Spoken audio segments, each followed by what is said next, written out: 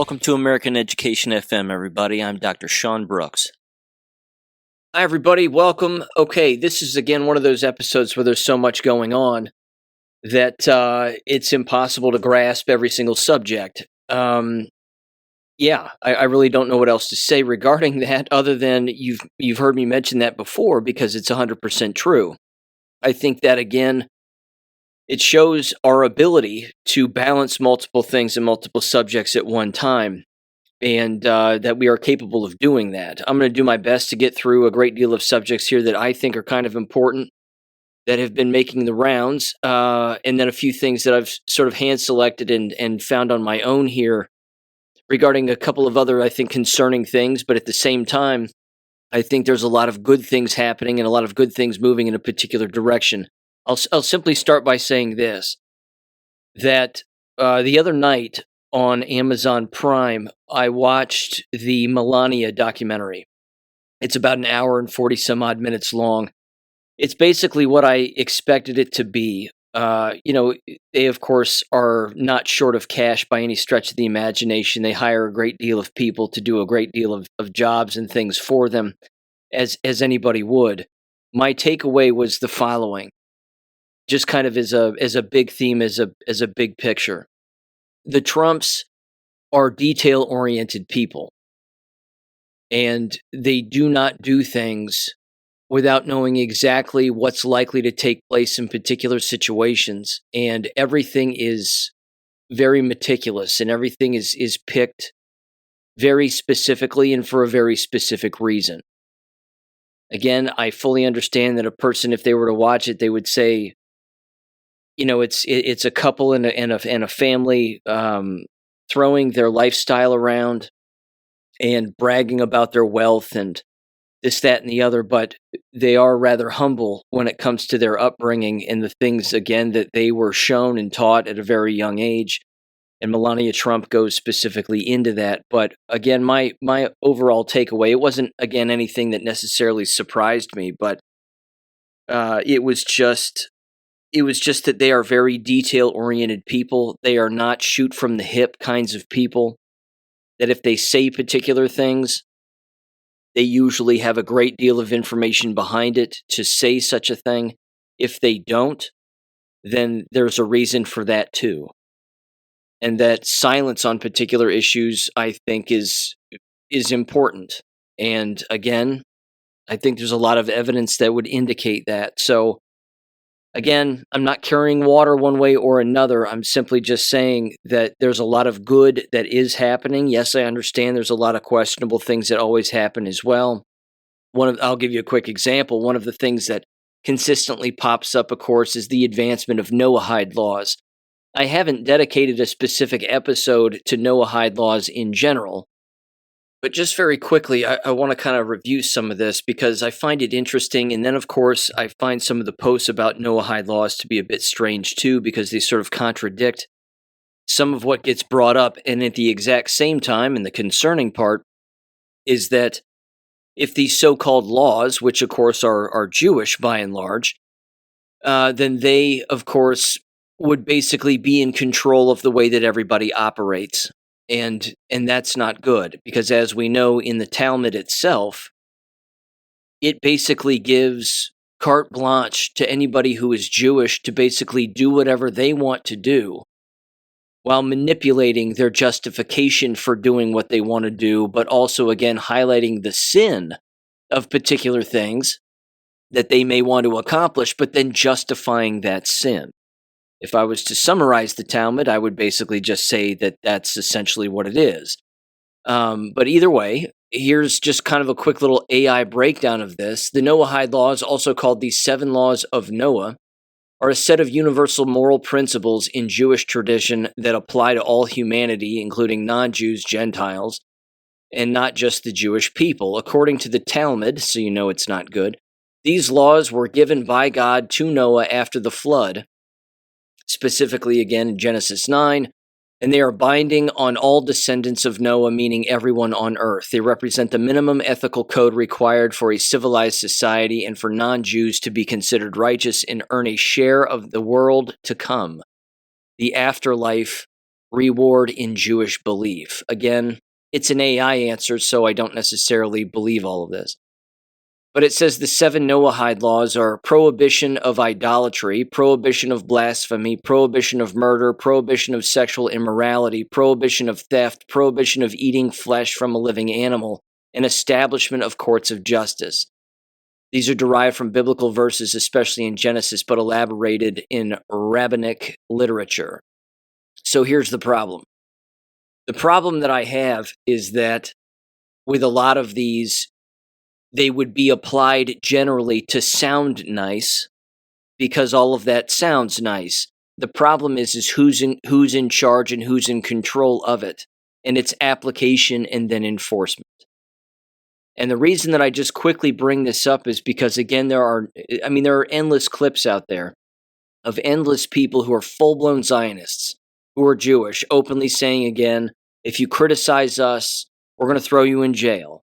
That eventually anti-Semitism will be punishable by death and 1,000 other things. Again, it's like the rabbi speech I read in the last episode. It's numerous speeches that have been given throughout thousands of years. It's the 15-minute breakdown that Harrison Smith's video has, which I've played in war videos before also, where, again, it's coming straight from their mouths, where they're openly telling everybody that if you criticize them, they're coming after you. They're going to destroy you, keep you from getting married, owning property, having a job, 1,000 things. This kind of attitude is absolutely insane. So I'm not for any kind of religious law. I'm just for the Constitution. And I would hope, again, that that becomes our proverbial backstop and our consistent backstop in the coming, of course, years, decades, and generations. That doesn't become perverse and more perverse than it already has, because, of course, that's something that endless past presidents and even founding fathers, even more specifically Abraham Lincoln, warned about, that if the Constitution becomes perverse and the people perverting it, well, then those people are your enemy. So it's pretty crystal clear, I think, again, who the enemy is, and it's not, of course, all of them, but it is certainly plenty. And we have to do whatever we have to do to just continue to speak out against stuff like this. So I just wanted to make that just kind of a quick mention, because that's kind of a consistent theme here, again, on social media that's been popping up as of late. And I know it's always been around, but anyway, it just, with every rabbi who gives a speech and every single person, again, who takes to a microphone and basically says, well, we want everybody to believe us or else. Therein lies the issue. I mean, you have Ted Cruz out there calling Tucker Carlson a full-blown anti-Semite who should borderline be prosecuted, if not, again, cast out from society and all these other things. And then, of course, you've always got Mike Huckabee out there, and I saw a past interview of him just the other day, and he was openly saying, I don't understand why, I don't get it, why Christians don't understand Zionism and why they don't understand Judaism. They're one and the same. They always have been one and the same. He couldn't be further from the truth. And apparently he's never read the Bible, let alone the endless passages that openly call out them as being the enemy. Again, this is the gaslighting that is just constant, and it is overwhelming. But again, you jump on X and you see all these posts, and it's like, man alive. I mean, it's just, it's a lot. But at least their hypocrisy, again, is being called out, and certainly it's being called out in the comment section, because the comment section under these people is just relentless. And that part of it I absolutely enjoy. But you can't back down from stuff like this either. And I've got a school board story that was sent to me by a listener of the show.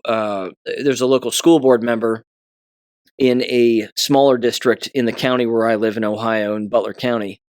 And he basically resigned his position because of some online comments that he made, specifically referencing the Holocaust not existing and being fake, which of course he's true, and that's correct. But he just doesn't, he made the mistake of resigning instead of doubling down. He could have brought actual proof to bear, and if people, again, were questioning him in board meetings, then all he would have to do is just reference, again, Europa the Last Battle Part 8. He could have referenced numerous books and book series that have been written about the Holocaust. Again, a great deal of them are over on ArmReg. if you want to bounce over on that website again, which is available through my website, AmericanEducationFM.com, you can clearly check it out. There's just ample evidence that it never occurred. But when people back down and they quit their positions, or they don't at least fight back and stand up for what they know to be true, then you're losing. You're losing that battle. And again, the irony of it being the so-called education business, you would think that a school board member would stand firm and say, well, here we are in the education business, so allow me to educate you. And then he would give them resources to look up on their own. And then occasionally, if somebody had some courage, they would show back up at a school board meeting and they would say, you know what, I looked up those resources that school board member mentioned, and it turns out they're right. And it turns out that this is actually rather well known among endless people.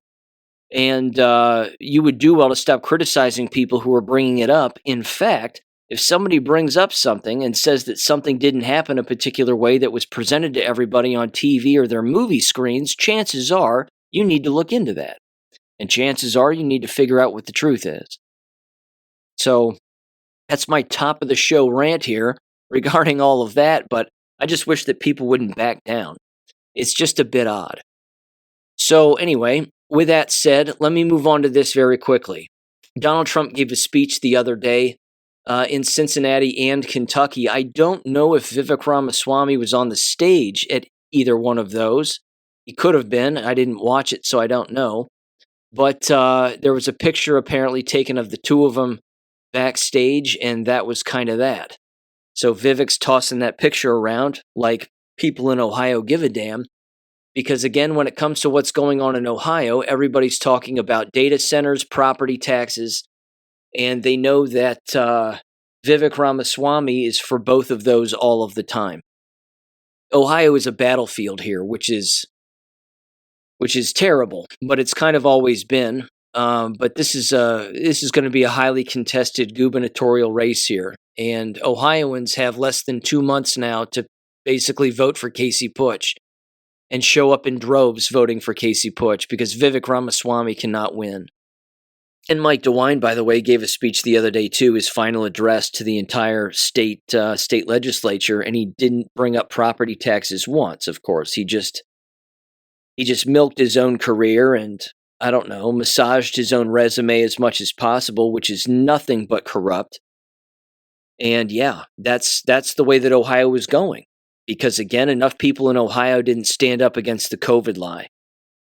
This really does go back to 2020 and the actions of everybody involved. Again, Amy Acton, the Democrat who's running basically unopposed in the primary, she was Mike DeWine's health director.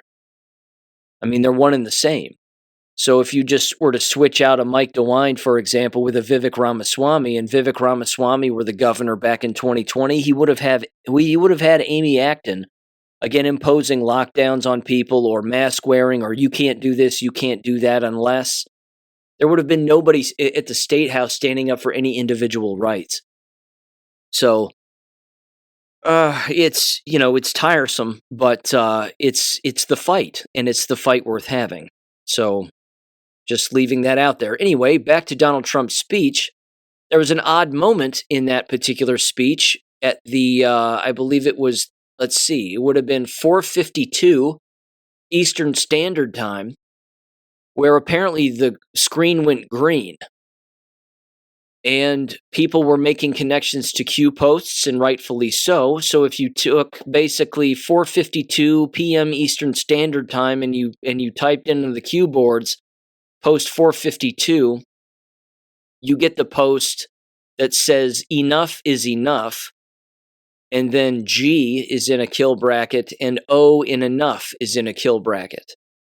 And then it has some kind of communication, and then it says owls, and then it says good hunting. And then there's post 38, which apparently they linked it to also, and it says 4 carriers and escorts in the Pacific. Why is that relevant?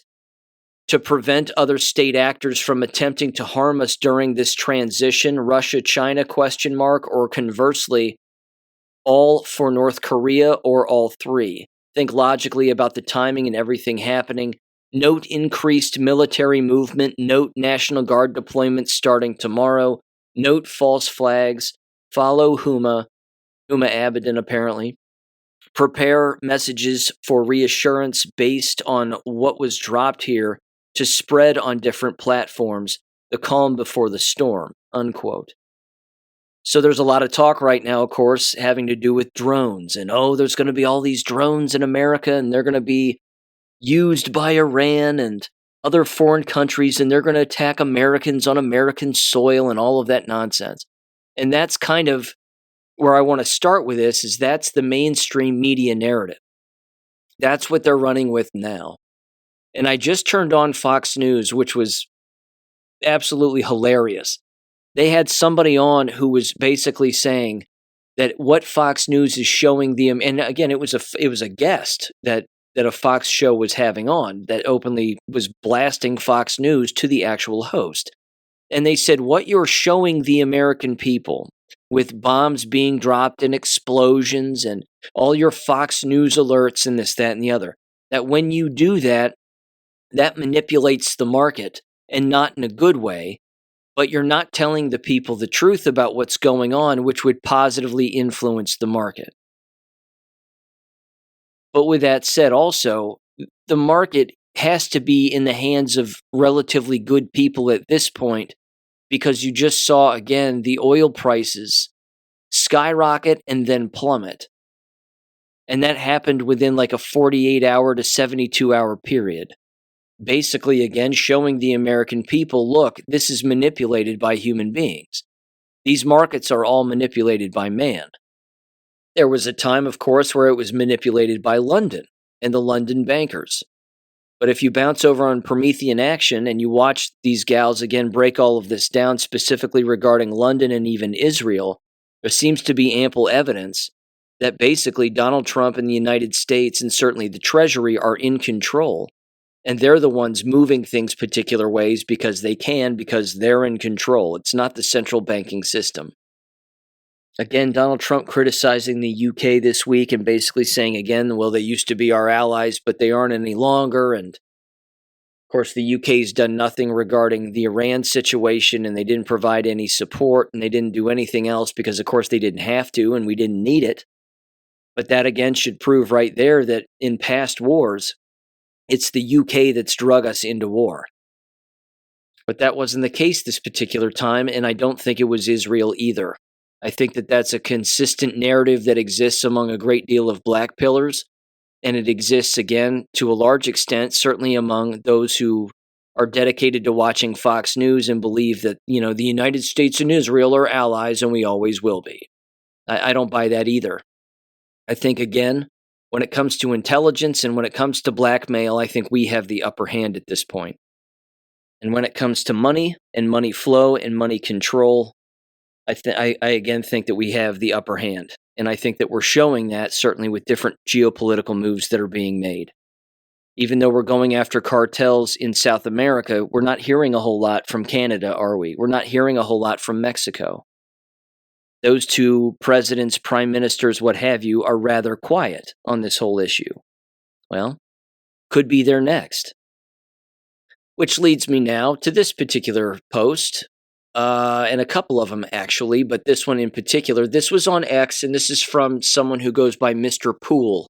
This is not Tim Poole's account, but here's what they said, quote, Trump just said it out loud, quote, we won. In the first hour, it was over, unquote. Kentucky, March 11th, 2026, in front of thousands. He wasn't bragging, he was declassifying. Quote, there's practically nothing left to target, unquote. Nothing left. Day 12, the most powerful military in the Middle East erased in 12 days. Navy sunk, 16 mine layers, destroyed in one night near the Strait of Hormuz. Air Force gone. Every F-14, every runway, every hangar. Nuclear facilities, glass. Oil fields still burning. Day 10 of uncontrollable fire. Supreme leader, dead since March 1st. New leader, the other Khomeini apparently, hiding underground. Israeli drones are now hitting street checkpoints inside Tehran, not military bases, streets. The Basij military, if I'm saying that right, the regime's last line of defense, is being hunted block by block. Iran's response? They hit 3 cargo ships in the Strait of Hormuz today and threatened to attack U.S.-linked banks worldwide. That's not strength, that's a death rattle. But here's what they're not telling you. This war ended on day 1. Trump told the Joint Chiefs at 11:47 p.m. on February 28th, execute Falling Crown, Phase 4. It says Phase 1 was Venezuela, February 23rd. Phase 2 was Iran's supreme leader, March 1st. Phase 3 was the gold vaults, March 3rd. Phase 4 is what's happening right now, the systematic dismantling of every deep state asset in the Persian Gulf. The $4.7 trillion laundered through Iran's central bank being traced in real time by the quantum financial system. Every transaction, every account, every name. The 16 mine layers they sank yesterday, they weren't just mines, they were carrying encrypted hard drives with financial records connecting Iran's central bank to the Federal Reserve's off-book accounts. That's why they were destroyed, not by Iran, by the people who didn't want those drives found. Trump found them anyway. Quote, "We won. In the first hour, it was over," unquote. He wasn't talking about Iran. He was talking about the entire system. Then it says Domino 1, Venezuela, fallen. Domino 2, Iran, fallen. Domino 3, Cuba, falling. Domino 4, loading. Then they said he said it himself, it's over, they just don't know it yet. Share this, the world is watching the end of an empire, unquote. The first comment below that simply says the following. It's from an account that goes by In the Fed. And they said, even those who are awake have a hard time following this plot. But go back and look at what Trump is actually dismantling. He's taking apart the base of British operations in the ME. Go understand the last 110 plus years of Iran's history. For even more context, go to Promethean Action, in addition to Mr. Poole and others, but do your own research, and when you do, it will start to make sense. This is not about national building and forever wars, it's dismantling the architecture of the NWO, unquote. Yeah, that certainly seems to be the case, and again, it was brought up in endless Q posts from the past, so people can take that however they like, but it certainly seems to be happening. And I understand, again, that certain things were at least said to us that were going to happen on the campaign trail that might be happening around this time. But I would simply say, again, in order for the 250th anniversary of our country to come around and not just be, again, another celebration of our independence, so to speak, but wouldn't it be nice to actually have real independence for a change? Again, we eventually have to turn our focus into our own country by dismantling what goes on in our own country. And I'll agree with Thomas Massie on this one when he openly says, again, you know, when someone in the White House endorses somebody else who lives in a particular area, but the people who live in that area don't want that person, for example, like a Vivek Ramaswamy, I mean, then, you know, you're basically elbowing out the everyday worker and the everyday voter who lives in that area. And that's disrespectful. And it's disrespectful to the people who live there. However, there's a counterpoint, which is that when somebody gets endorsed, regardless of how long ago it was, it gives people time to do research on said person. Because if all the American public is doing is blindly following somebody based on their word, well, then therein lies the problem. The whole point is to do your own research and look into things for yourself and connect dots and understand that even at the end of that road, which is the tough pill to swallow for everybody, myself included, is that we might, of course, not have it all figured out, and we're probably not going to. But it doesn't mean that we can't try. Here's another post. This is from a Paul White Gold Eagle on X, and they said the following here. Major signal from inside Iran. Nobody's talking about this, and it might be the biggest story of the entire war. While everyone is focused on the bombs falling on Iran, something just happened inside Iran that could end the regime faster than any missile. The Arab tribes of Khuzestan just released a political declaration. Read that again. Khuzestan, the province that produces the majority of Iran's oil, the economic lifeline of an entire Islamic republic. The tribes just declared, quote, they reject the Islamic Republic. They demand a secular democratic Iran. They want their fair share of oil revenues. They affirm national unity. This isn't separatism. This is regime rejection. Do you understand what that means? Iran is being bombed from the outside, and now the people who sit on top of Iran's oil are turning against the regime from the inside. No oil equals no money. No money equals no war machine. No war machine equals no regime. They're showing you the airstrikes. They're not showing you this. The war isn't going to be won by bombs. It's going to be won by the people Iran has been oppressing for decades who just decided they've had enough. Iran's collapse won't come from the sky. It'll come from Khuzestan. I warned you, now it's happening. Unquote. Again, I have no doubt that that's true either, because that's exactly how you dismantle any corrupt system.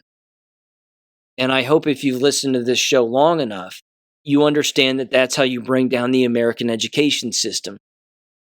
That's how you bring down anything, is your lack of participation. You say you need us in order to run and operate your system. Well, what if you don't have us anymore? What if you don't have the thing that you think that you control when in fact we are the ones that control it? And when you pull that participation away, well, then they don't have power anymore. They don't have leverage. All the leverage belongs to the people who are actually doing the participating by, again, putting forth their so-called commodity that they are in control of. Parents are in control of their children. Iran is in control of their oil.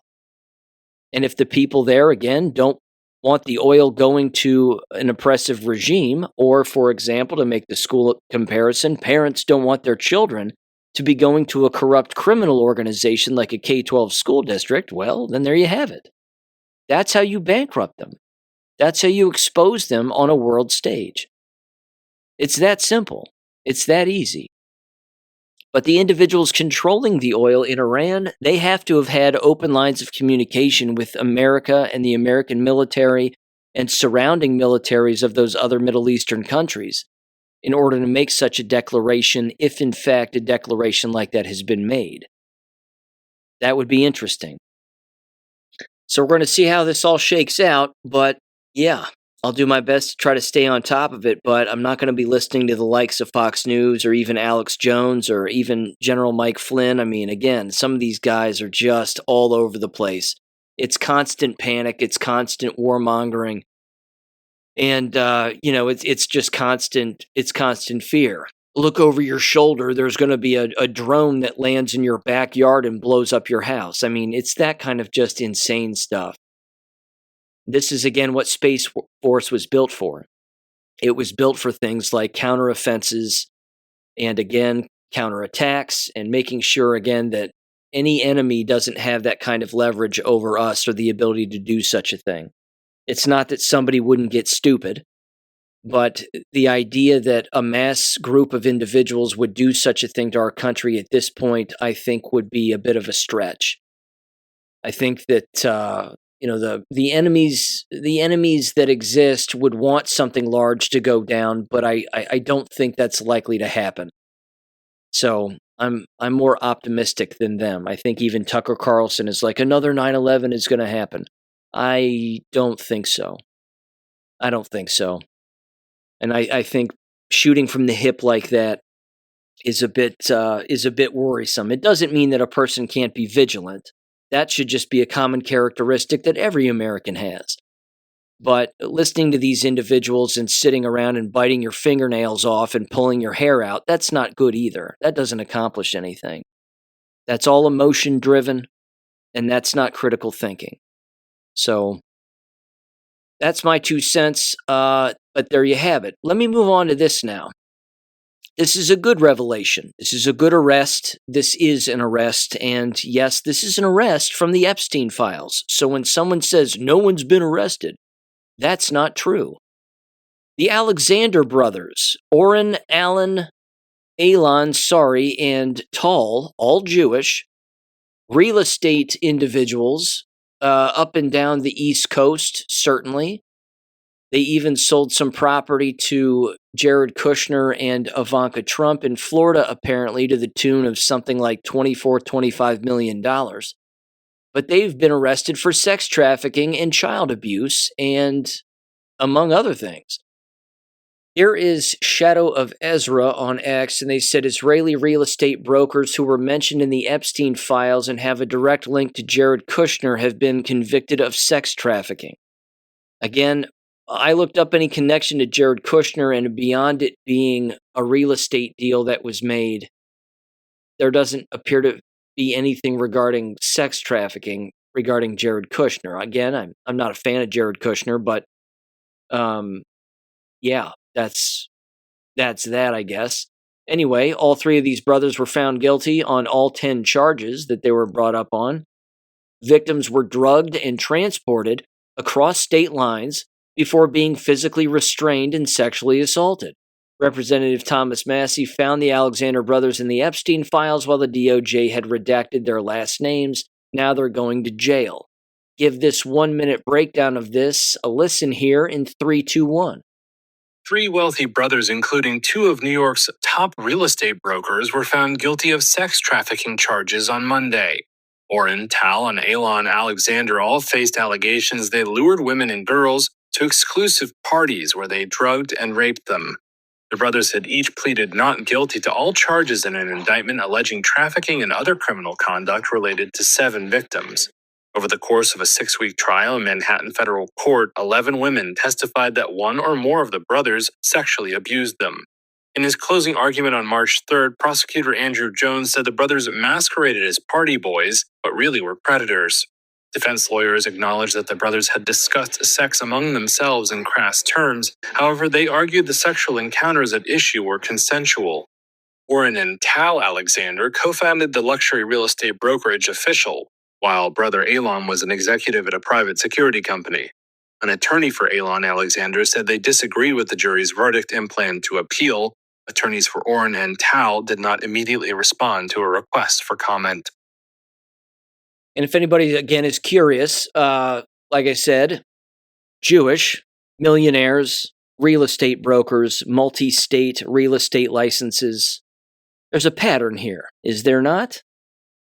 But with that said, the reason that such a thing would go to trial is because multiple victims again came forward. They had communications with these individuals. They probably had pictures. They had ample evidence that what had occurred had in fact occurred. It wasn't a simple he said, she said kind of thing. There was ample evidence, ample proof, and of course, more victims. So that's why something like that makes its way to trial, but something like a Jason Mers case doesn't. Now, again, given the social media post, I have no proof that they were mentioned in the Epstein files by any stretch. Again, just because somebody on social media says it doesn't mean that it's true, clearly.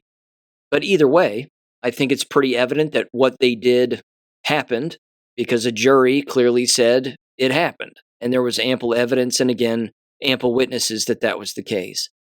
So again, if they have horrible affiliations with other individuals in the public eye, like Kushner or endless other people, well, that's their problem.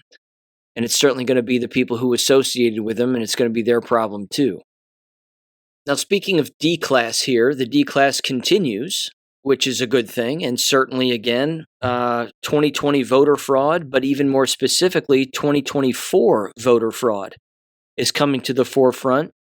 And there are a lot of people discussing that 2024 voter fraud is going to be used to basically leverage more information about 2020 voter fraud, basically going backwards in time and saying, hey, look, Donald Trump won in 2024. That's undeniable. Most Democrats aren't screaming at the top of their lungs that it was voter fraud. But if you find that there was even voter fraud, and people voting for Joe Biden who had no business voting for Joe Biden because they were illegal voters or XYZ, well, It happens even if Donald Trump wins the office. It even happens if the other side of the so-called political aisle wins, because voter fraud is basically ubiquitous on all sides for one reason or another, most of it having to do with money and blackmail and the destruction of our country, as we know. But before I get to that, in this piece of audio from John Solomon, there was this. Somebody asked the question, and allegedly, it was a discussion apparently that happened between Charlie Kirk and J.D. Vance over whether or not J.D. Vance could assume the role of the Senate Majority Leader, being the Vice President of the United States, thereby being the President of the Senate. And as it turns out, this can happen. And it was John Adams who first did it. So here's a slight breakdown of this, and I think that one of the reasons that this discussion is occurring is because Senator John Thune isn't doing anything right now regarding the Save America Act. So it says the following here. John Adams, America's very first vice president, was the constitutional Senate lead, quote unquote, or president of the Senate for 2 full 4-year terms, from 1789 to 1797. That's 8 whole years, not just 4. But your point stands, he actually did the job the way the founders designed it. He showed up in the Senate chamber, gavel in hand, presided over debate, and cast 29 tie-breaking votes, more than any vice president in the first 200 years of the Republic. John C. Calhoun later matched it, but Adams set the early standard. Back then, the vice president wasn't some occasional visitor who only popped in for a photo op or a 50-50 tie. He was the day-to-day presiding officer when the Senate was in session. It says the Constitution is crystal clear, Article 1, Section 3, quote, "The Vice President of the United States shall be President of the Senate," unquote. No, except when he feels like it, unquote, and no, only for big moments, unquote. Adams took that literally and did it for the entire 8 years of his vice presidency. Modern practice drifted away from that. Most vice presidents in the 20th and 21st centuries let the president pro tempore handle the gavel, except for ceremonial stuff or tie votes. But the original model, the one John Adams followed for those full terms, was active on the floor leadership. So if someone's arguing that vice president isn't supposed to actually lead the Senate, history and the Constitution say otherwise. Adams proved it for 8 years straight, unquote. It doesn't mean that every single agenda would pass, of course. You would still need all the necessary votes, but it could get the ball rolling. And they could, again, being the president of the Senate, he could make the Senate, I believe, stay in session until particular motions are passed. And they just keep voting on them and voting on them and voting on them until the right thing gets done and basically force the negotiation to pass particular things. But one of the funniest parts of all of this regarding the Save America Act is that every single Democrat is coming out openly, and they're basically saying they want to purge the voter rolls. They want to keep people from voting.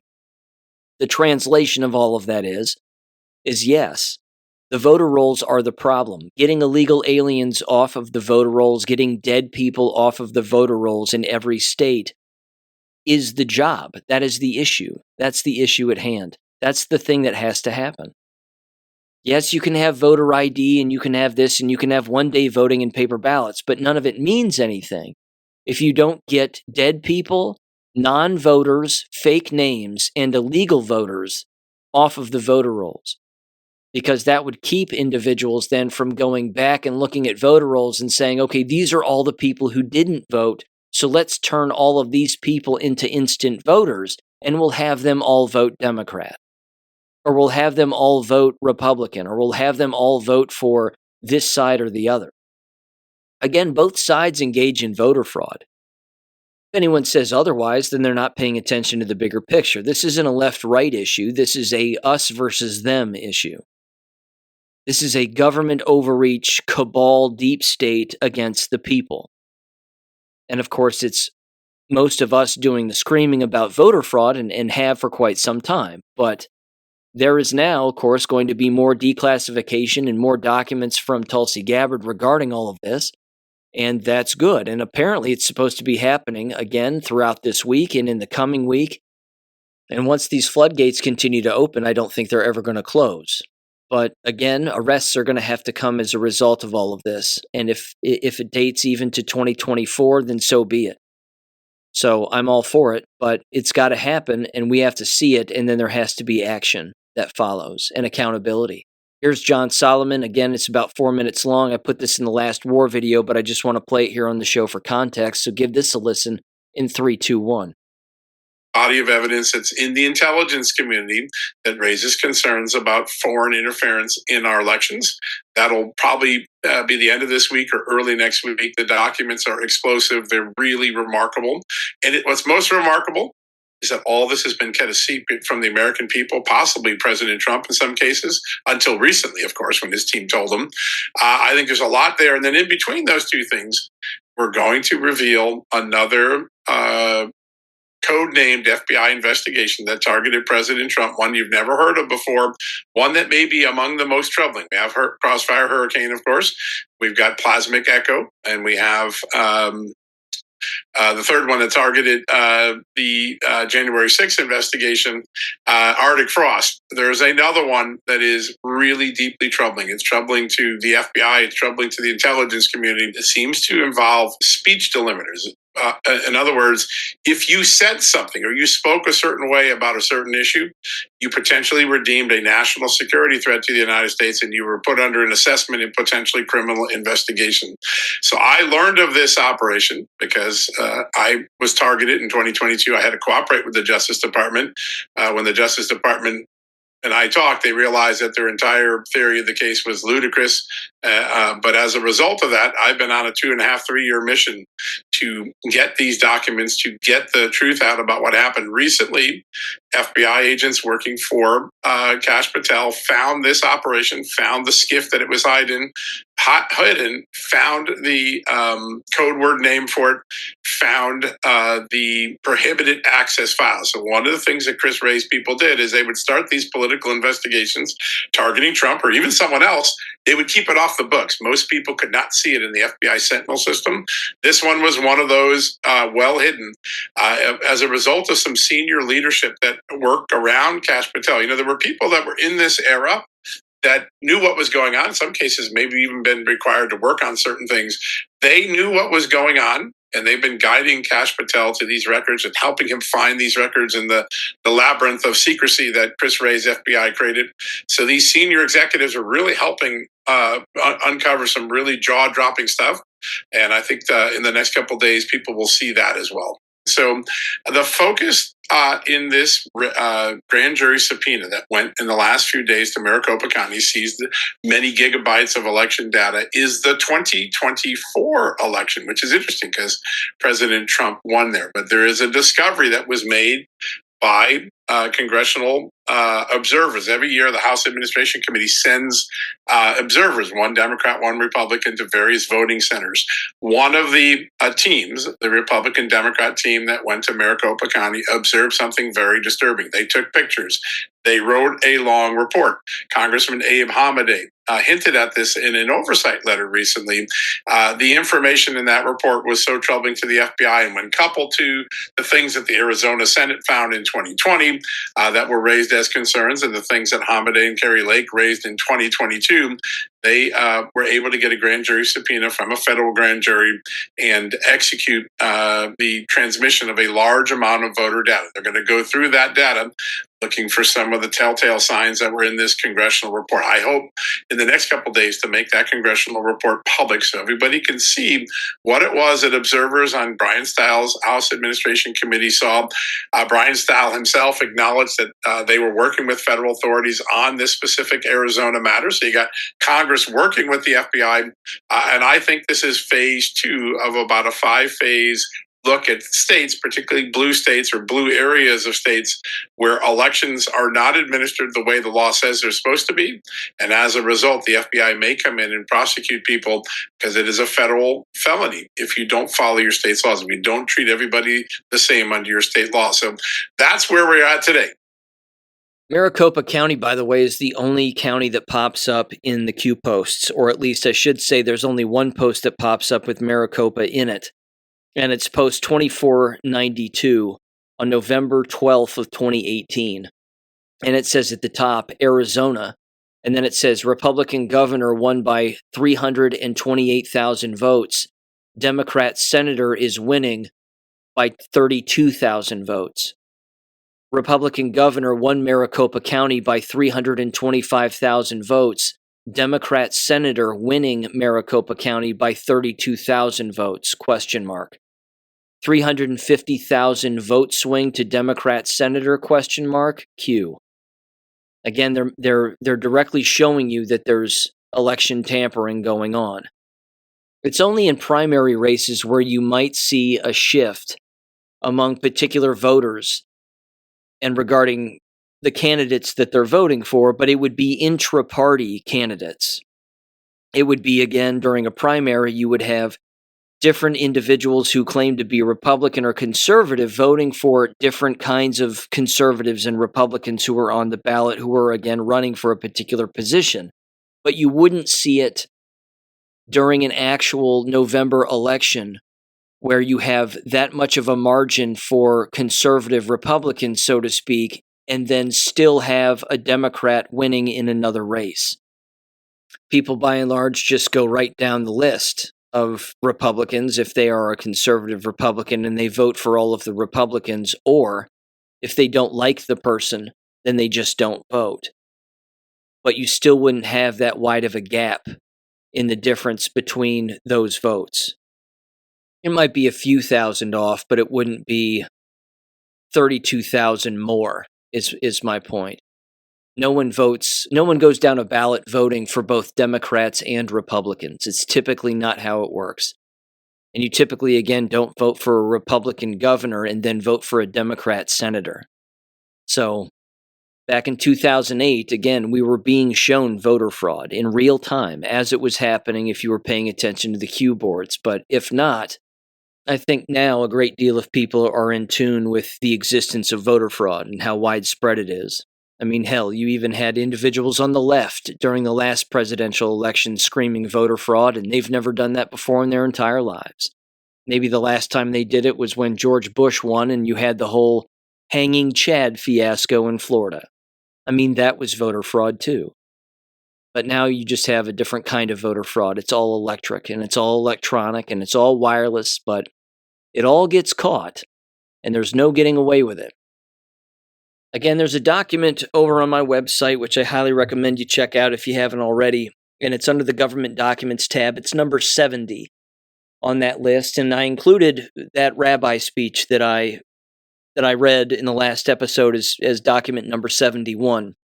So you can read that in its entirety. Of course, I read it here on the show, but if you want to have it for your own documentation, you certainly can. But document number 70 is a breakdown of the major swing states and the voter fraud that was going on within those swing states in a very easy-to-read bullet point list. And it really is a fascinating document. So that PDF is over there, again, under the Government Documents tab, number 70, I believe. And if you want to take a look at that for your records, again, I recommend it. It's one hell of a document. Okay, anyway, we're going to see how that all shakes out too, and there have to be arrests, because again, you can't there already have been voter fraud arrests, and there are ongoing voter fraud arrests, and that's a constant, but there have to be big-time names affiliated with this that go down too. Of course, if you listen to Representative Dan Goldman, every single time, out of New York, he would indicate that there have only been 10 cases of voter fraud, that 10 individuals engaged in voter fraud throughout the entire United States. 10. That's what he thinks. Of course, he's a complete idiot, and he's completely bought off, and he was openly engaging in the overthrow of a duly elected president back in 2020 with that first ridiculous impeachment. I mean, he ran point on that. So he's going to go down too, and if I was him, I'd put a gun in my mouth and rent a bullet. But yeah, he's involved in the voter fraud also. So yeah, we'll see how this all shakes out. It should be interesting. And again, if those documents become available, I'll certainly make them available myself on my own website, if not the direct link itself, depending on how long the documents are. Okay, moving on here. I want to revisit something from an educational standpoint, and it's a subject that I wrote a Substack article about regarding the Upper Arlington, Ohio school district and the suicide of a student up there by the name of Carter Riddell. Now, I came across a particular news outlet that is up there that ran a story on this where a journalist for one of their ABC News affiliates and even Fox affiliates interviewed the parents of Carter Riddell.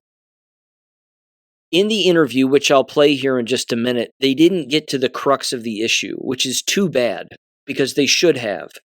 They didn't get to where the bullying started of their son and who perpetuated the bullying of their son.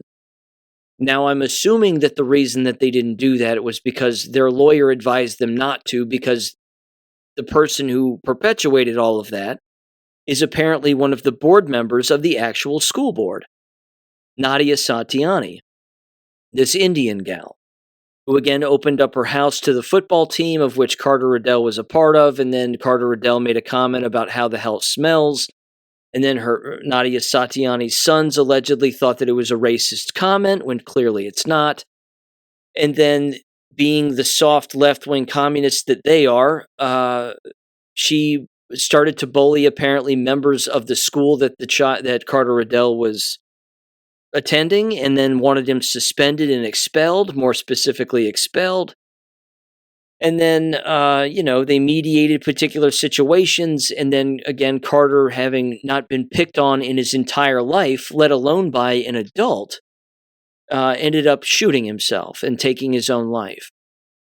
So, I don't want to be disrespectful in this breakdown that I do of this, but I have a couple of comments regarding the parents, in particular the father, in this situation, because I just don't think that he's strong enough in the way that he should be. And again, it could be that he and his wife have been legally coached to not bring up particular things, but the journalist in the story itself is really the person that I'm also interested in, because I've communicated with this woman previously. Her name is Amy Wattis.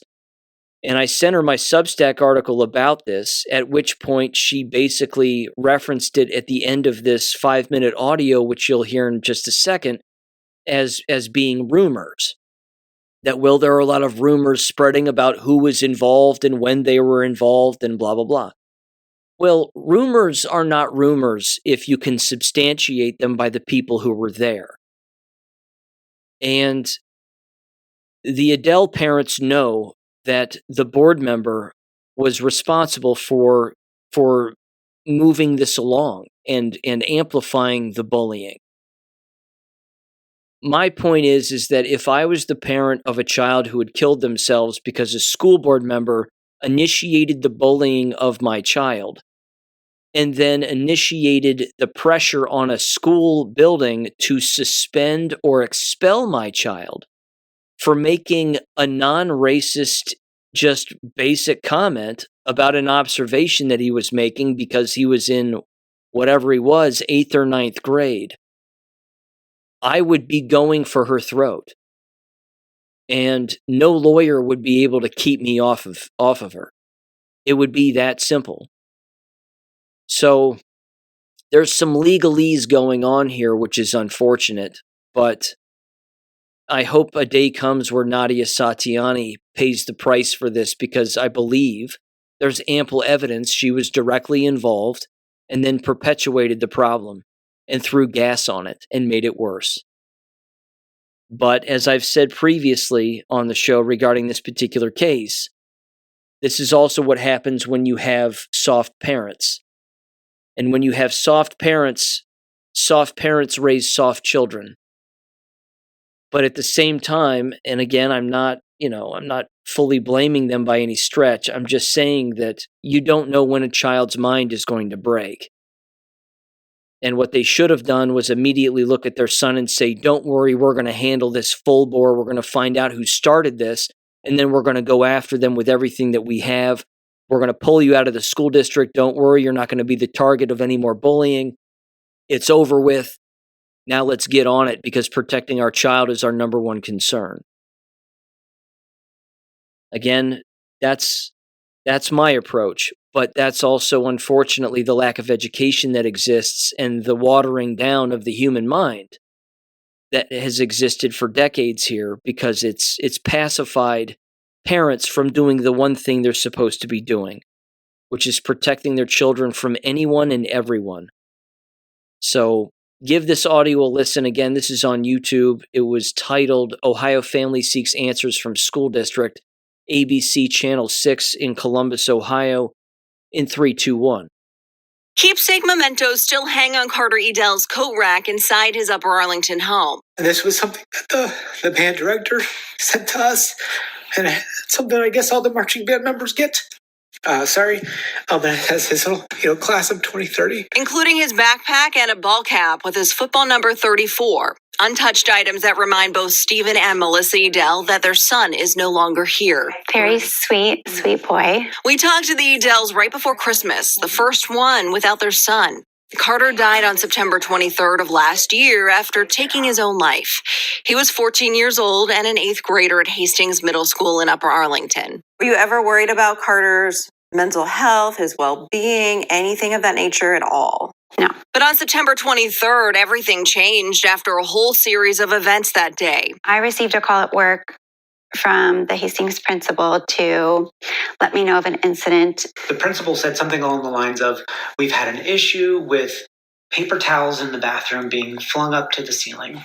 And for the whole school year. The Edels say they were told a student reported the incident, but the Edels say that call was the first time they'd heard about this. And I said, okay, well, I will definitely talk to Carter tonight. And there was a mention of an earlier incident that occurred, I was told the week before, but actually I think it was 2 weeks before, of racial remarks that Carter was potentially involved in. Sharing with us that the administrator who talked to Carter about the alleged racial comment felt that he didn't mean it in an intrusive way. Carter said, I bet your house smells like tikka masala. He had also said, it's something that I understood was a normal thing, because when we make it, our house smells like that. And my sister loves it. It's her favorite meal. I don't know what his takeaway was on that prior. And I never got to talk to him about any of that to know, how did he really feel? Carter went straight from school that day to football practice. The Edels say they were later told during practice Carter appeared visibly upset. The coach walked up to him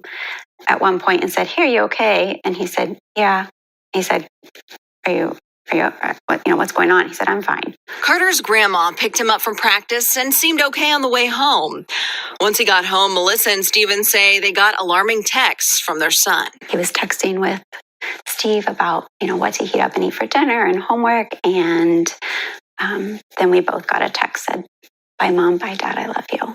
And that was it. The Edels say Carter had never been called into the principal's office before, and they still don't know why Carter was so upset at football practice that day. They're questioning if that bullying accusation was part of all of this. When someone is accused of racial slurs and microaggressions, that's a big accusation. We rely on the people at school to be the eyes, to be the one to say, "Hey, Carter's visibly upset. You might want to come get him." So what are you wanting to happen? To sit down and understand with staff members, including teachers that day, what did they see? What happened from, an educational standpoint for him that day? And we just don't know, because no one is willing to like sit down and go through those things with us. Which is why the Adells got an attorney, but when we did that, it almost seemed like that slammed the door shut. The Adells attorney says the district won't allow the principal and Carter's football coaches to talk to him. Upper Arlington Sharing in Park, quote, "The school district has been responsive to all requests for information, and our superintendent has met with the family to answer questions. It is not typical nor advised by district legal counsel for staff to be interviewed by a family attorney." But I do feel like there's the breakdown of communication between when the school needs to call and or what can happen, what can go on before parents are notified. The district says parents are notified if there is an indication or evidence that their child is involved in a particular situation. Is really making it so that people understand that if they see a child in distress, that they say something to as many people as they can. And while the goal right now for the Adells is to find out what took place that day, they're also trying to be there for their 11-year-old daughter. I know people say like 1 foot forward, but there are times I'm walking and I literally tell myself that because I feel so numb sometimes. We want to be clear in our reporting and point out that we know there's a lot of rumors swirling around why Carter took his own life. We are asking questions and filed a public records request with the school district. As for what's next, the Adells say they'd like to see some changes made to Ohio bullying laws, especially when it comes to communication with parents. On your side, Amy Wattis, ABC 6 News. Now, I want to mention this just very quickly as a side note. There was another a 16-year-old who took his own life in the same school district back on February 16th. His name was Ben Karcher. Again, there's no indication necessarily that he was being bullied. Of course, I wasn't there, so I don't know. It says that no blame was placed on external factors, but he apparently was suffering from depression and chronic depression since at least 4th grade. That's alarming in itself. So back to Carter Riddell and some more specifics with that particular case, and also just some comments in general. I wouldn't use the word expert when it comes to things like this regarding my own credentials and the things that I know and the things that I've experienced and the things that I've written, but I would come pretty damn close to calling myself an expert on things like this. And one of the reasons is not just because of everything that I've written about it in public speeches I've given and whatever else. I mean, all of my books are about violence, so I have a firm grasp of it. The element that gets lost in all of these stories is that the school environment perpetuates division. The school environment perpetuates this kind of behavior that leads, bullying specifically, harassment, that leads to children feeling mentally and emotionally isolated, to where the doors of accountability start to get closed and they feel like there's nowhere that they can go for help, including their own parents. Because that's also how the devil operates. The devil wants you to not trust the people that are closest to you that will trust you. Now, with that said, I would say this: no father who is a strong person would use the term microaggressions, as you heard him say. I mean, anybody using microaggressions and anybody using racial things, I mean, that's a serious deal. No, it isn't. No, it's not. It really isn't. The things that get said in school on a day in and day out basis are beyond perverse from numerous people who operate within, including the adults themselves. And when parents give their children over to government in these zoo-like environments, of which they are all zoos, filled with all different kinds of animals and species of God knows what, when they're all in these environments and they're all just given the ability to basically do whatever they want by and large, then that allows the adults in the buildings to do whatever they want to do by and large. And one of the takeaways from this that I want people to understand is that there aren't enough parents who sit their children down and explain to them that there are adult bullies, that bullying exists at the hands of adults toward other adults, in working environments, in private lives, and that adults bully children. And that this is a thing, that this happens. That the term bullying is not just isolated or specified for grade school children or grade school aged children. That's not true.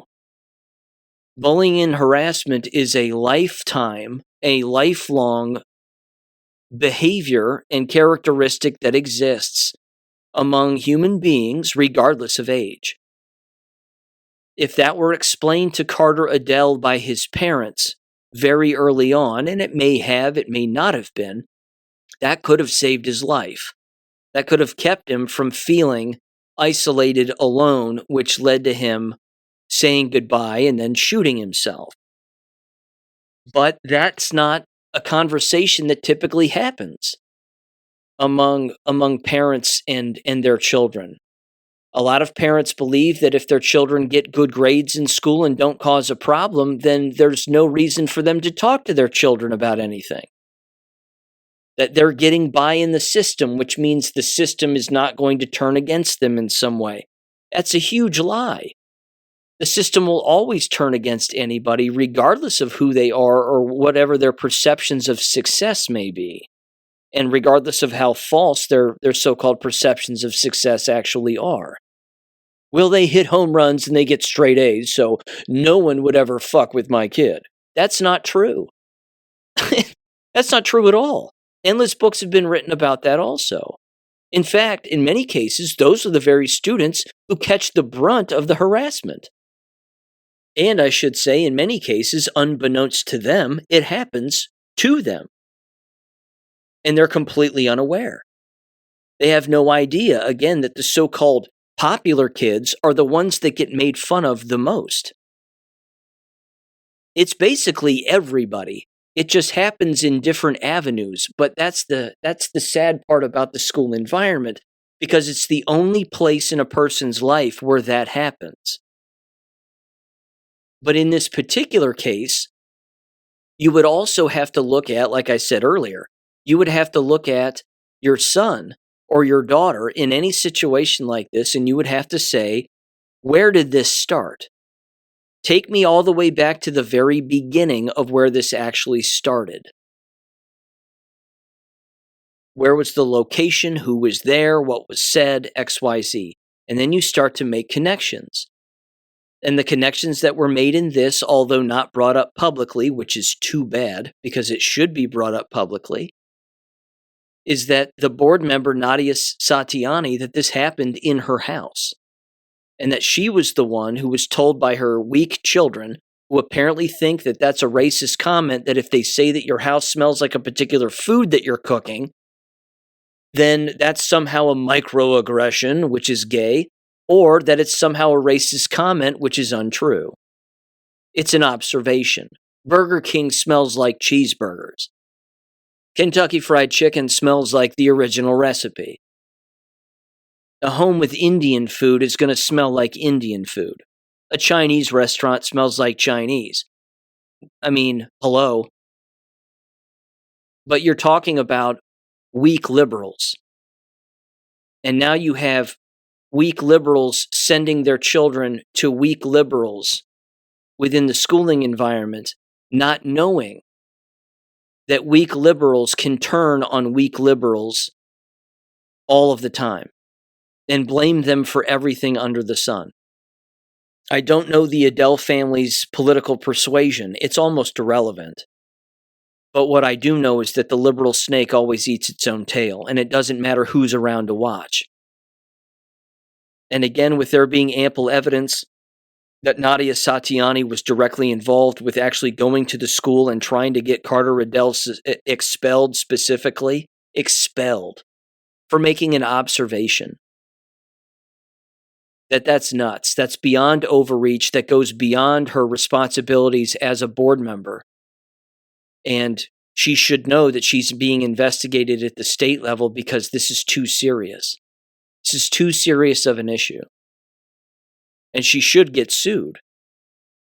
But this business, again, of the school district making a comment that they've responded in due time to all open records requests and they're doing everything that they can do and they want to cooperate and blah, blah, blah, that's horseshit. Because I made open records requests and it took months for them to get back and they fought me on it tooth and nail. They didn't want me having any of their emails, of which I published those emails in that Substack article about Nadia Satiani, which got well over 1,000+ views, which is great, because it exposed the school district as being a place where they cover shit like this up all the time. And they even, in fact, in this past board meeting this past week, which was their monthly board meeting for the month, they doubled down. There were a couple of very odd things that occurred. At the very beginning, they decided to have a moment of silence for 2 students who have taken their lives, the 2 students that I just mentioned, Carter Adele and then let me get his name, the Ben Karcher, 16-year-old, who recently killed himself. They decided to have a moment of silence because, remember, the Board of Education is holier than thou, and they couldn't possibly be responsible for anything. And then they decided to go into a presentation about suicide prevention. The nerve of these people. The absolute nerve. It's a cult, ladies and gentlemen. I can't say it enough. These places are cults. They are not concerned with the protection of minors. They are not concerned with ethics, morals, values, or anything of the sort. And when you confront them with any facts pertaining to such stories or such occurrences, where they themselves as a school district have been the bullies, and the adults who work there have been responsible for bullying minors, they back down like nobody's business. They'll fold like a cheap tent. All the Adeles had to do was go into a board meeting and call out Nadia Satiani to her face. That's all they had to do. They have a constitutional right to do it. It wouldn't impede any legal motion or legal action in the future. Their lawyer might advise against it and say, don't worry, we'll handle this quietly. But a lot of lawyers do that, and that's their fault. The parents still have rights, and they don't have to be muzzled by a lawyer. They should confront Nadia Satiani in a board meeting and say, we know exactly what you did. We know exactly who you communicated with. And we are well aware, which is exactly why we're suing you into the ground. Again, if I was the father in that case, you'd have to call the police to get me off of that woman. 100%. I wouldn't be sitting home in my socks, in my recliner, saying the words microaggressions. Anybody who's triggered by microaggressions, well, that's just terrible. Give me a break. Your son's dead. Find your balls and go after that woman with everything you have. And do it publicly. Embarrass her publicly. Run her ass out of town. But they don't. They just wait for new legislation to come down the line. We would like to things change legislatively. Nothing will change legislatively. Because nothing has to change. The laws are already on the books.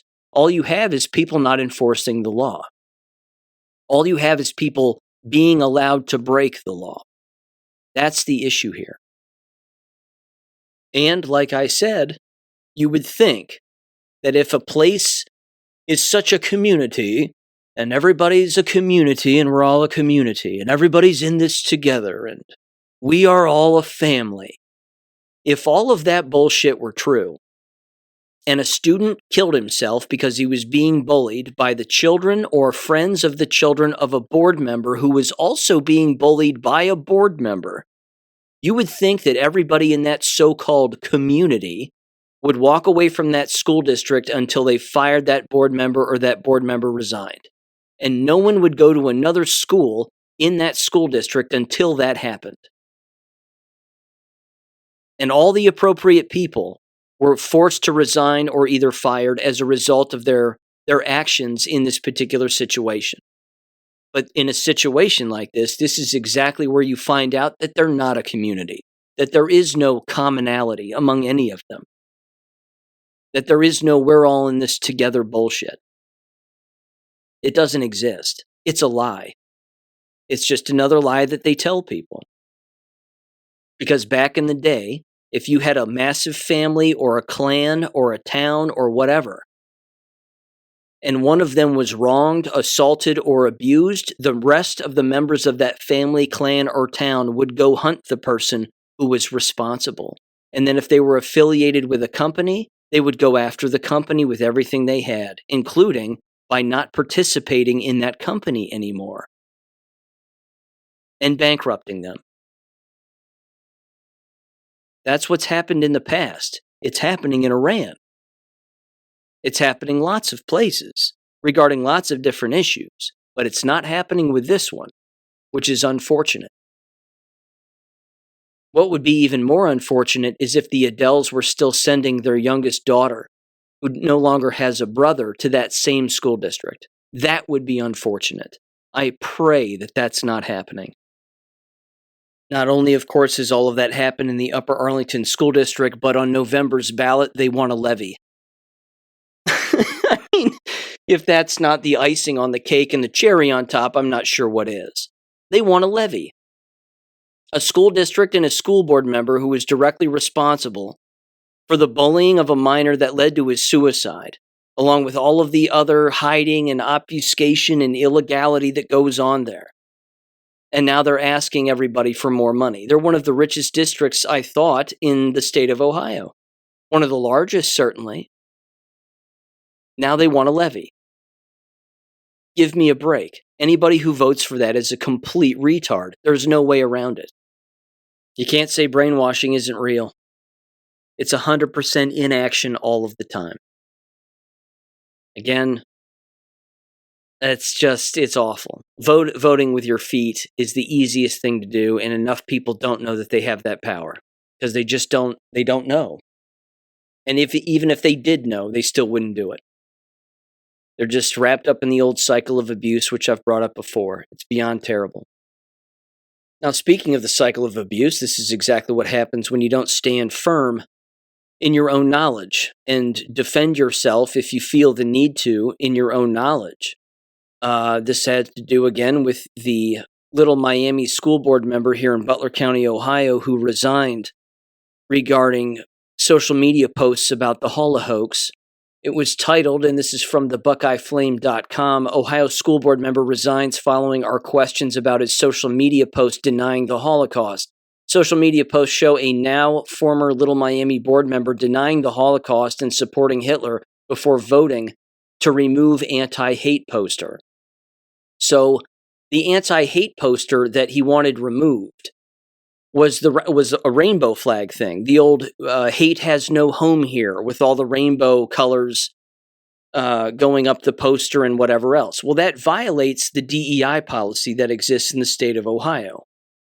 So yes, that's all supposed to be gone. But one example of a social media post he had here was from 2025, back on, October 24th. Somebody posted the following. They said, "I'm not going back and forth with people about her. It is what it is." And this particular woman linked a Times of Israel post that said Helen Mirren, the actress, said that Israel must exist for eternity because of the Holocaust. And then the board member responded and said, "What Holocaust?" I mean, there you go. Another person put out a meme of Adolf Hitler and said, "I will make Germany great again. Sounds very familiar." And then the board member responded. Of course, they are making a direct comparison to Donald Trump and painting both of them as being evil people. But the board member responded, "And he did!" ! And that was back in January of this year. There's another post. Again, this guy's the guy's based and he knows what's up. So he's smarter than the rest of them. You know, there's a couple of sayings about being the smartest person in the room, that you never want to be the smartest person in the room. Because if you are, then you're surrounded by idiots. And that's certainly the case when you sit on a school board. But another person, again, a social media post said, people who stand with Winston Churchill and the Allies in World War II stand with Israel. People who stand with the eunuch of Berlin stand with Palestinians. Unfortunately, Tucker Carlson has proven that point again tonight, standing against the United States and the heroic sacrifices of our veterans. And then they included a picture of Adolf Hitler and Winston Churchill. And then the board member responded. And he said this, he said, people not on the juice payroll know that the United States fought on the wrong side of World War II. Yeah, he's right. So he knows more about history than anybody else. But of course, he's being attacked by a left-wing gay rag, which is the Buckeye Flame. I mean, it's called the Flame, for God's sakes. And the author of this article is a Ben Jodway. Pronouns he, him, if you were curious, is a staff writer for the Buckeye Flame covering the LGBTQ plus community in rural Ohio. Yeah, great. Hails from Michigan and looks gayer than a $3 bill and a football bat. Again, the guy's, he should have doubled down. He shouldn't have resigned. He should have stayed, and he should have referenced exactly where people could have learned about the truth about the hoax, but he didn't do that. He just resigned. He looks like an old timer anyway. It's not like he had to be on the board anyway, but who knows? If somebody wakes up as a result of him being on the board and saying what he said in the social media post that he mentioned, then that's a good thing. He's done exactly what he was supposed to do, but he should have doubled down, and he should have provided resources and then said, I'm not resigning. I have freedom of speech. I'm allowed to say what I want. You can come after my social media posts all you want. You can even censure me. It won't matter. I'll keep talking. And if people want to actually learn, they might want to leave this school district and actually learn something. So, yeah. Electing board members who advocate for school choice would be a very wise decision. I'm going to shift gears now, and I want to move on to this one. This was interesting too, and I would encourage people to watch this full video because it will enrage you. This one will get your blood pressure up. There's a YouTube channel that I thoroughly enjoy, and I like this lawyer a lot. He's a smart guy. His name is John H. Bryan. And he goes by the Civil Rights Lawyer on YouTube. He's got 1.7 plus million subscribers. And he puts out videos which a great deal of the time have to do with law enforcement abuse and reckless law enforcement and them violating citizens' rights. And then the lawsuits that come about after the fact. And in some of these cases, he's the one that that defends these individuals and goes after law enforcement entities. And then in other cases, of course, he just reports on it himself. But I watched this latest one, which was titled AI Software Tells Cops to Arrest the Wrong Guy. I'm going to summarize this as much as I can. It's a 37, almost 38 minute long video, but it's very well done. And again, if you're an American citizen, this would grind your gears, no doubt about it. If you're anybody with any lick of common sense, this would grind your gears also. Basically what happened is this guy who is a licensed UPS driver, and he has a multiple class ranking of a driver's license, so he can drive all different kinds of automobiles, full-blown tractor trailers, again, UPS trucks, you name it. He's in a casino, and he's gambling. And the AI security system of the casino picks up his image and reports it to the security as him being somebody who has been trespassed from the casino previously. So he's not allowed to be there. The problem is the AI system picks him up as being basically a 100% match or a 95% match just based on a photograph. But they have the wrong guy. It's not him. And the whole time he's saying, it's not me. look at my driver's license. And then they have a copy of the other guy's driver's license who has apparently been trespassed, and they don't match at all. They look similar, but they're not the same. Their hair color is not the same. Their weight is not the same. Their eye color is not the same, and their driver's licenses are different. The one guy has a regular class license, whereas this guy who's being falsely accused has a CDL license and multiple different kinds of license classifications and endorsements in order to, again, operate multiple different kinds of vehicles. Point being, it's not the same guy. But the over-reliance of the AI system in the hands of this police officer during this entire situation, and even the casino themselves, is beyond absurd. And this is the problem with AI software, specifically AI software that is used in law enforcement cases. It's not that it's always wrong, but they use it so frequently, they say to themselves, there's no way this could be wrong. And instead of engaging in just basic common sense questioning and listening to the guy, they would have immediately gotten to a point where they'd have said, you know what, we probably just made a mistake. The system picked it up as it being you when in fact it's not. So, we're sorry about that. So just go along your business and there you go. And I mean, that would have been the easy way to do it. That's not what they did, though. They criminally trespassed him. They arrested him. They booked him into jail. They fingerprinted him. And then it went all the way to court. It went all the way to a court where a judge basically said, well, I can't necessarily rule on this, but I also don't have to make the ruling, or I don't have to put the ruling down. We can charge him potentially later in the future if we get more evidence that it is him. Point is, they unlawfully arrested him.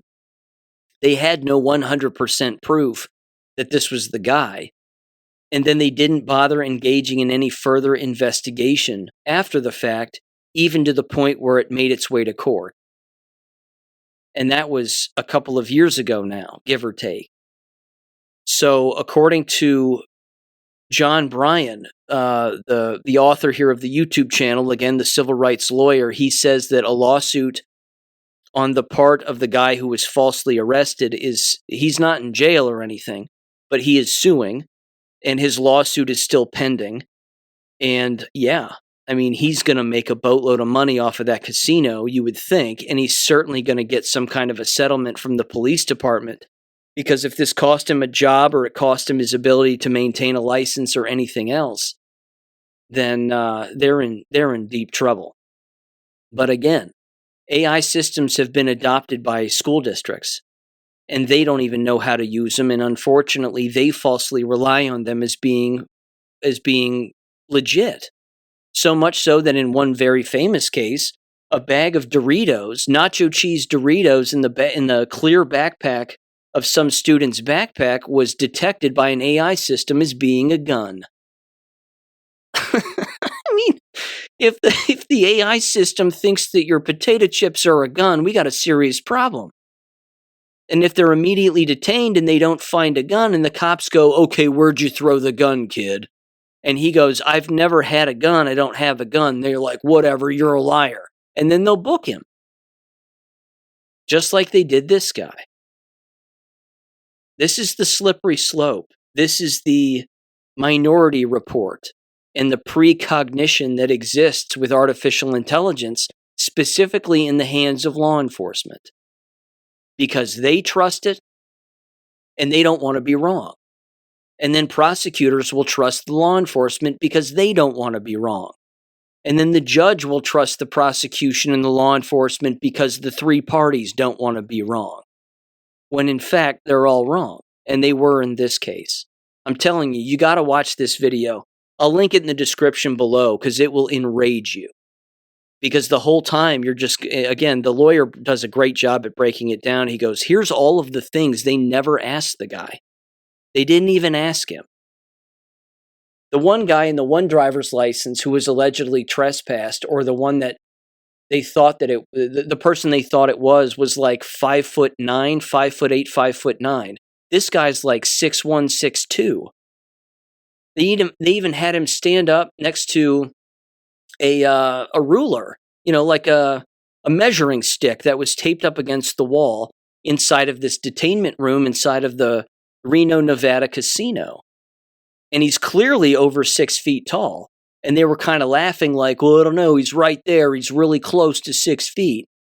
Take off his shoes and maybe he'll be below that, and then it'll in fact be the guy.